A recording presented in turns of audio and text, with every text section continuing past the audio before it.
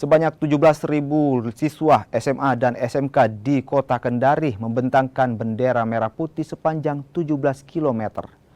Bendera merah putih yang dibentangkan mulai dari Kecamatan Kendari Barat, Kota Kendari hingga ke Desa Konda, Kabupaten Konawe, Sulawesi Selatan. Antusias para pelajar dan guru membentangkan bendera pun menjadi tontonan masyarakat yang melintas di jalan raya. Kepala SMA Negeri 7 Kendari, Laode Sauh, mengatakan melibatkan 500 orang siswa dan guru dalam kegiatan ini. Menariknya, bendera merah putih sepanjang 17 km tersebut dijahit oleh para pelajar SMK di Kota Kendari. SMA 7 sudah mengurai bendera.